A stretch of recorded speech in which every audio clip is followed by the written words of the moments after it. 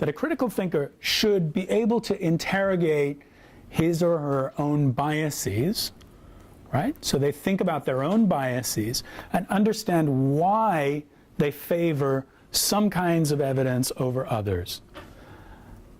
If we were genuine critical thinkers, then we would aim to engage in a scientific study of the question as best we could. If it's amenable to scientific study, not all questions are amenable to scientific study, but this one is. The claim that attractive people are less intelligent on average than unattractive people is amenable to scientific study. There's an answer to that question. We can find that if we care to look, right? So the critical thinker would say, what is the best means for generating evidence that's real evidence, yeah, that would settle the question? Does that help? Does that make sense? But they compromise. No, it's not a compromise. So it's not about compromising. It's not about both sides, right? We have this in American media, commercial media. You have this both sidesism, right? There are two sides to a story. Well, that's moronic. There aren't two sides to a story. There are an infinite number of sides to a story, right? There aren't both sides to an issue. There's the issue, and then there's the question, right? What's the answer? There aren't two sides. To say anyone who says there are two sides to you is just pitching things to tribalism. So in America, we've got this tribal affiliation system where people are either tribally affiliated with the liberal view or tribally affiliated with the conservative view, right? That's absurd. It makes no sense whatsoever as a kind of general organizing framework for thinking about complex questions, right? So you got to put all that, that's just nonsense. Put it away. Don't think two sides, liberal, conservative. And don't think that the appropriate strategy is balance between two sides. That's just media pandering, right? There aren't just two sides to a story. There are an infinite number of sides. There's an infinite number of ways, possible ways that a question can be answered, okay? So it's very important not to think of this as a matter of compromising or finding middle ground or anything like that. The point is to stick to principled answers. Okay, so what you're going to be learning are a set of principles, right? This isn't about finding a middle ground, satisfying people, being fair to both sides, anything like that. What you're going to learn is a set of rules, basically, for becoming a good critical thinker. Go ahead.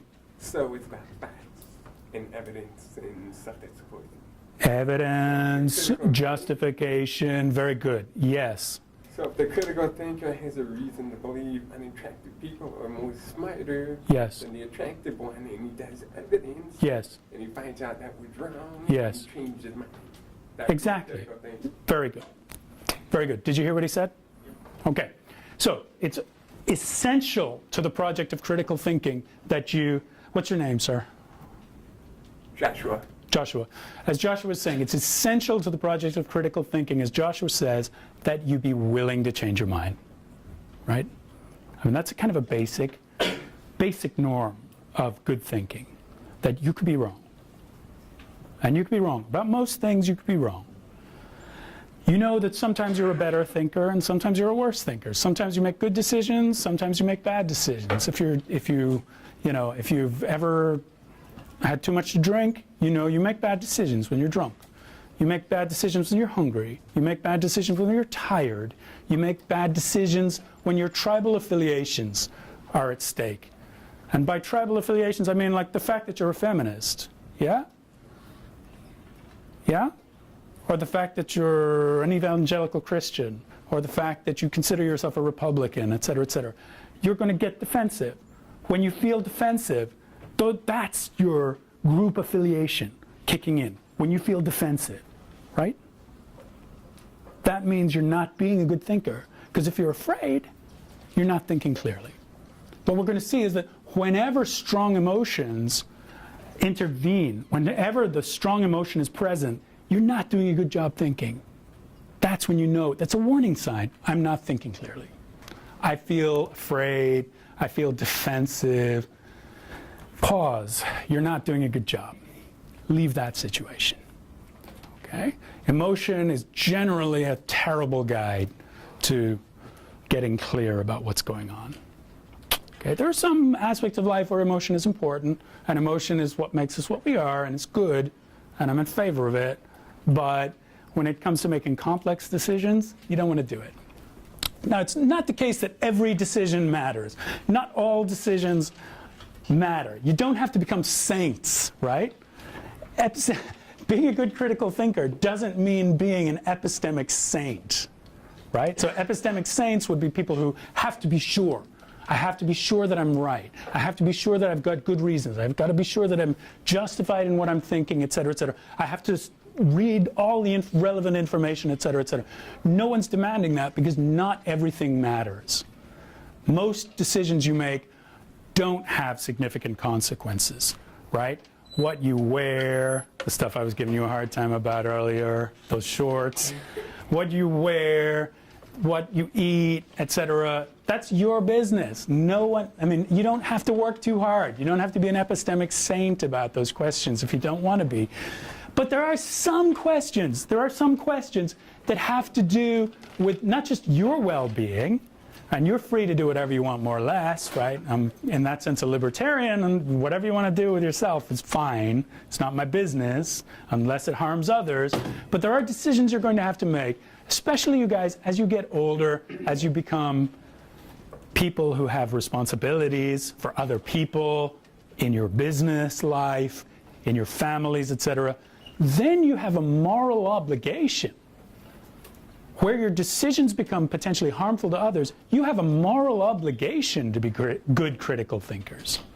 So if you have to make a decision about vaccinating your children, for example, or giving your children homeopathic medicine or not, that's a decision that if you make the wrong one, if you don't, or we'll put it this way, if you don't make the effort to be a good critical thinker, you are blameworthy, right? You are to blame for the harm to your child, right? If you make the wrong call. If you make the wrong call, sometimes we make the wrong call, yeah? With the best of intentions, sometimes things go wrong, yeah?